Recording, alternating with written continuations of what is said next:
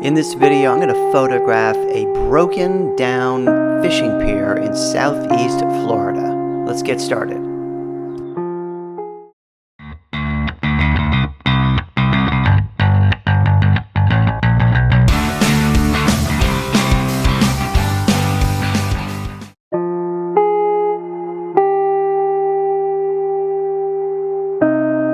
Well, I am in Florida visiting a very dear aunt of mine.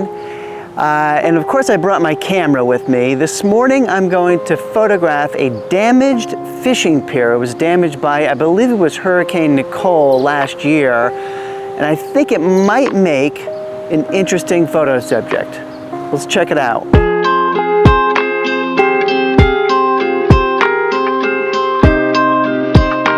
Well, here's the setup. You can see this fishing pier was really severed in half by the storm. It's pretty amazing, and it's a shame. I'm sure this was a well-visited site. I'm sure it was a great spot for the local community and any tourists coming through. For me as a photographer, I love the idea of isolating subjects. So now you have this half a fishing pier in the ocean. I think the sun is going to rise kind of right behind it from here. So that's really the subject.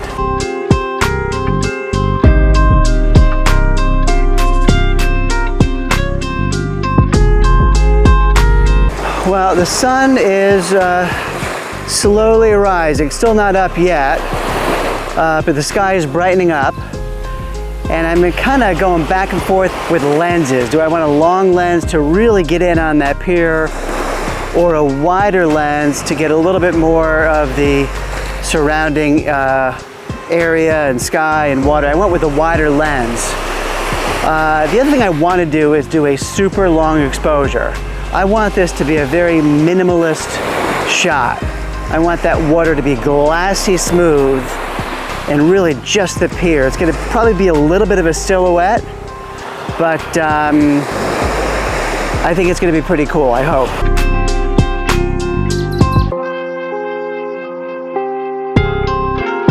Well, unfortunately, the sky is remarkably boring this morning.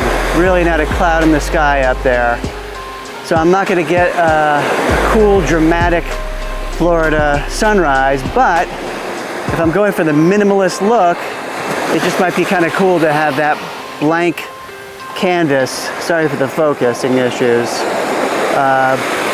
Blank canvas behind this broken pier. So right now I'm doing a 3-minute exposure. 3 minutes is pretty long exposure, and that will smooth out any imperfections in the water. And to get it really that glassy smooth, you need to go long. Like if I did 30 seconds, it would look relatively smooth, but you would still see little ripples in there, little imperfections. I want to get this as glassy as possible. Well, in order to go out 3 minutes, I need to use some neutral density filters. And so these are filters I put on the front of my camera to essentially darken the scene. It's like putting sunglasses on your camera. That allows me to go out a much longer exposure without too much light getting in. With no filters, if I did a 3-minute exposure, it would be a pure white screen. You wouldn't see anything. So you have to have a neutral density filter in order to do that. In addition, I'm actually using 2 filters. I'm using a, oh, there's these fish jumping out of the water. That's so cool. Pointing the wrong direction, sorry. I'm also using a graduated filter, which would darken the top half because that sky is brighter than the foreground, and so that balances the scene. Between using all those filters, this should come out pretty good. Well, it's still about 10 minutes before sunrise, and so you're getting a little glow in the sky. Again, it's not epic at all, but it is nice if you're doing just a minimalist shot.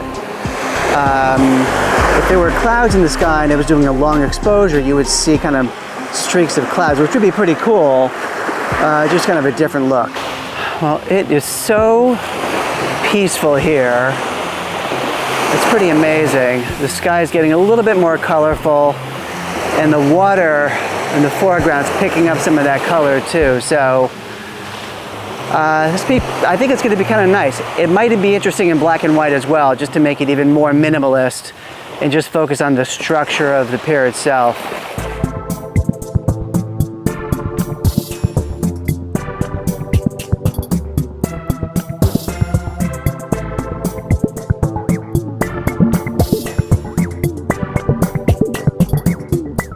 So once the sun rises, I might try something a little different. Because a long exposure with the sun in the skies might look kind of weird. That sun might be moving a little bit. It just might look kind of blurry. So what I want to do is maybe capture some of this moving water. So if I can get my shutter speed down to about 1/3 of a second, the goal would be to get some water motion in the foreground with the pier in the background and the sun rising behind it. I'm still in the middle of a long exposure right now, but that might be my next shot. I'm not sure you can see it on the camera here, but there is a whole bunch of people that came out for sunrise. I just love it. I thought I'd be the only person here, and there are a fair amount of people. Well, I am in the middle of a long exposure, and the sun is just starting to peak. I don't think you can see it on here, but just over the horizon. So this will be my last long exposure, then I'll probably switch to a shorter exposure to try and capture some water movement.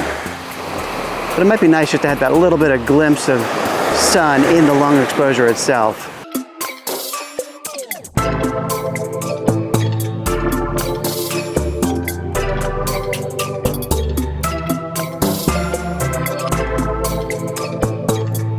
Hey, I want to give a shout out to Paul Cook. Paul Cook is a fantastic Florida-based photographer who told me about this location. I follow him on YouTube. I'm going to put a link to his channel down below. I was supposed to meet up with him this morning, but he had to be out of town, unfortunately. And so I'm here by myself. But Paul, thank you very much for giving me this fantastic location. Check out his channel, it's awesome.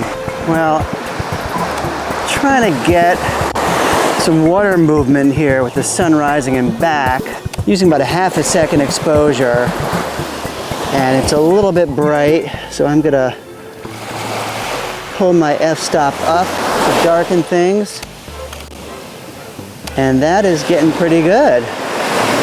This is kind of interesting now. I'm going vertical too, so I can get the water in the foreground and the sunrise, the sky in the background. You always wait for that perfect wave to come in. Of course, it never comes when you're ready to shoot, and that sun is starting to get pretty bright too.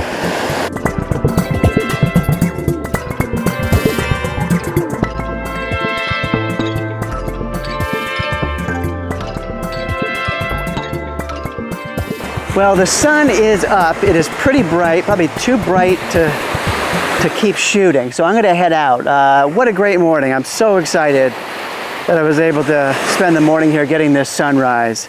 Hey, if you like this video, it does help the channel just to give me a like. In the lower right corner, you'll see a little subscribe button. If you like this kind of content, just click it and subscribe to the channel so you don't miss future videos. Landscape, architecture, Photoshop tutorials. I do it all. Awesome. I'm gonna sign off, and until next time.